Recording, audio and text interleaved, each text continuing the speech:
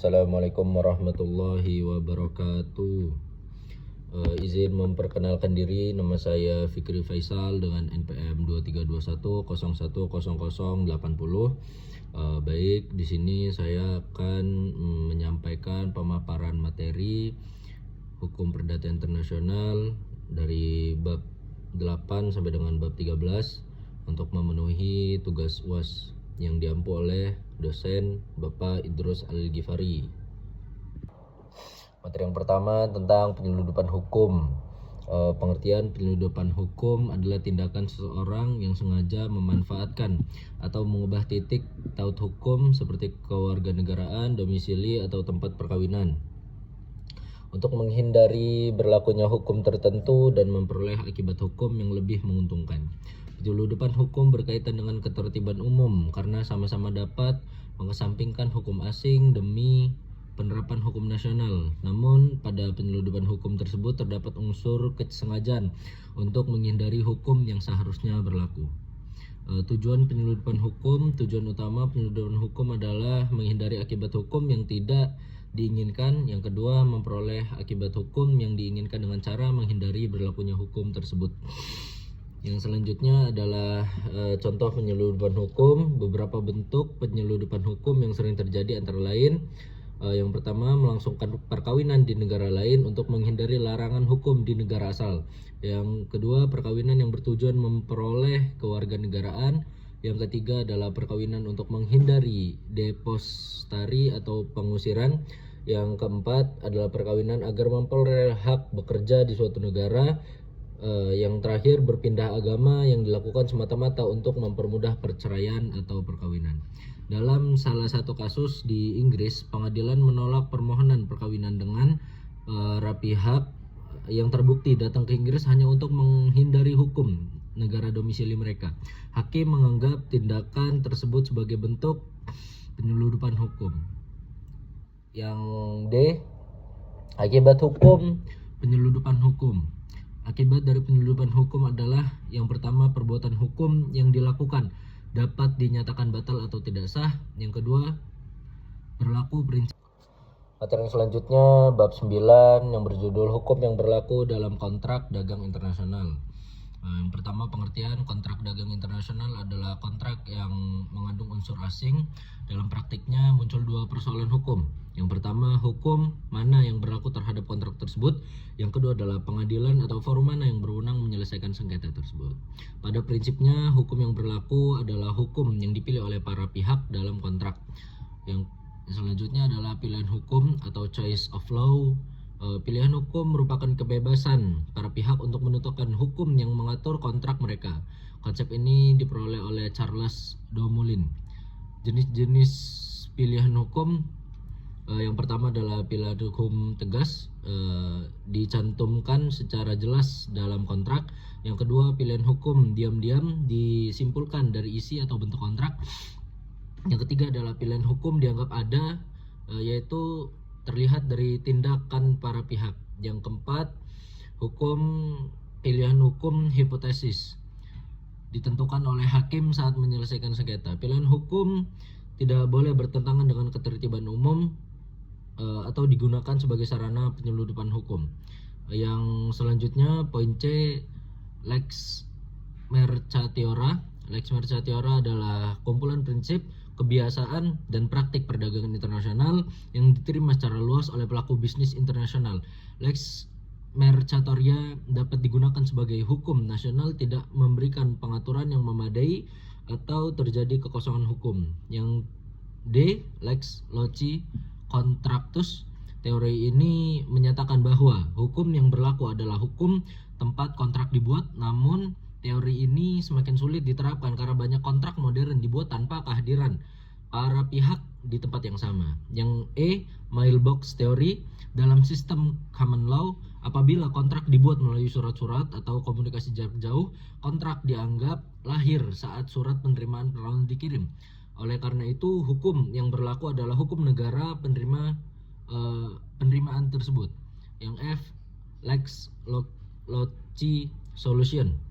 Teori ini menentukan bahwa hukum yang berlaku adalah hukum tempat kontrak dilaksanakan.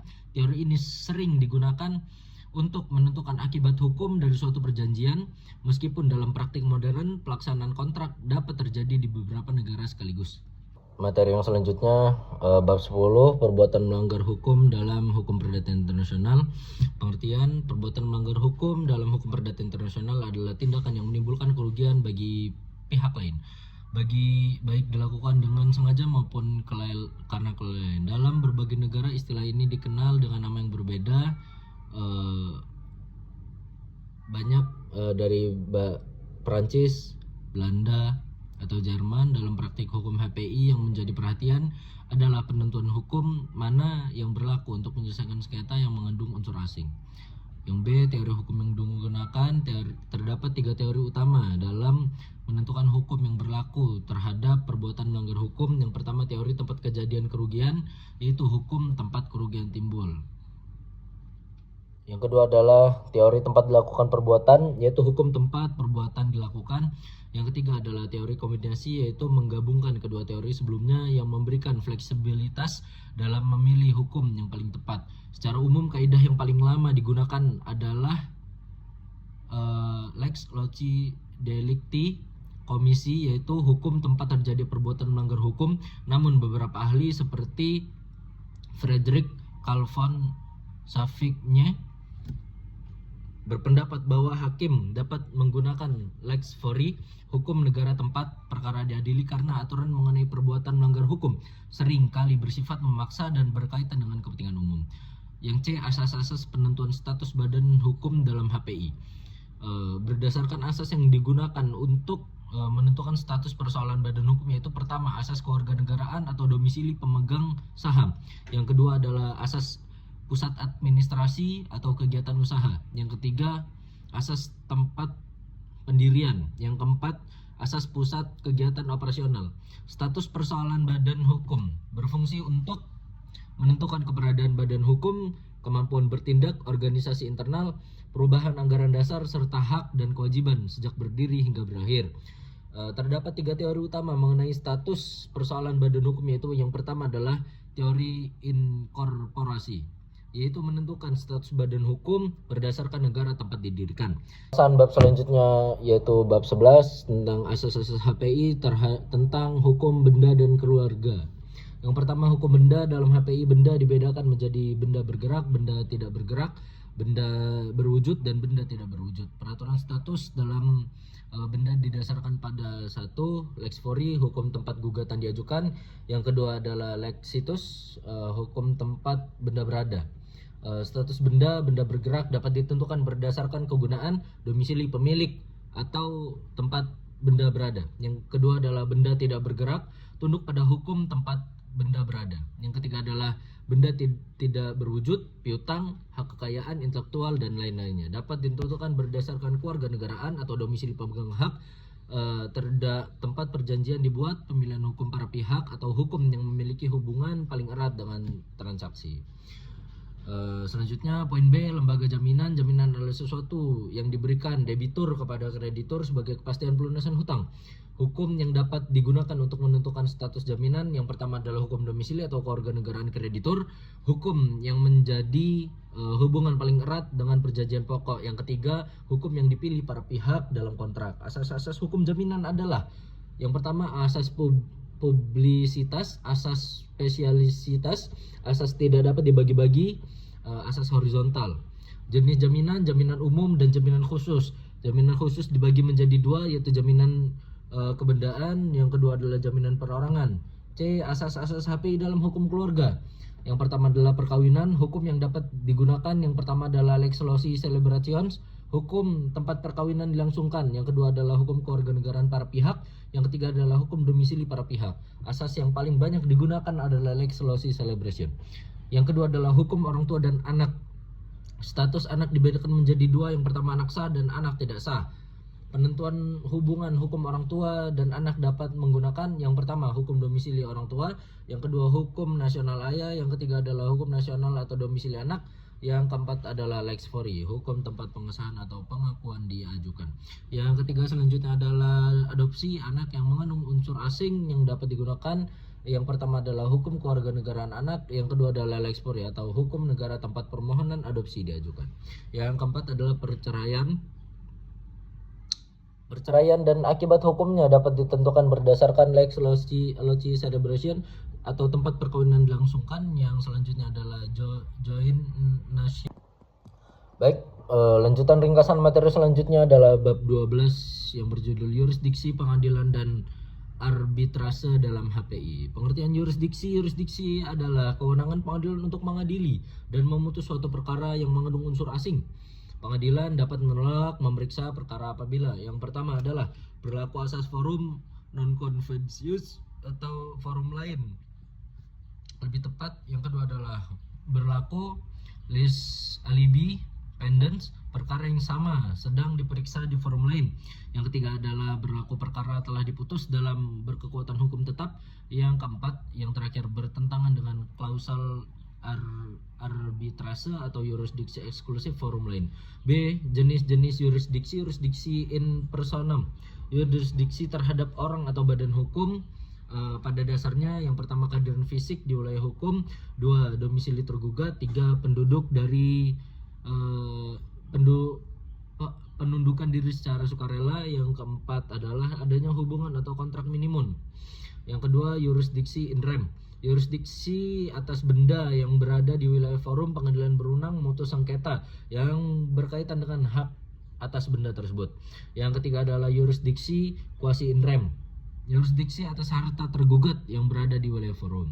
C. Dasar penentuan yurisdiksi. Yang pertama domisili tergugat, dua perjanjian perbuatan melawan hukum, tiga persetujuan para pihak, keempat kewarganegaraan, kekayaan dan kehadiran. D. Kompetensi absolut dan relatif.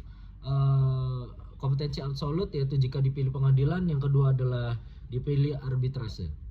Kompetensi relatif menentukan pengadilan mana yang berwenang berdasarkan nilai hukum, domisili atau kewarganegaraan para pihak.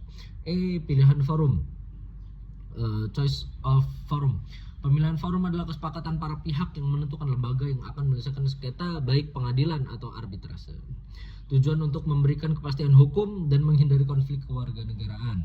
Yang F. Arbitrase komersial internasional.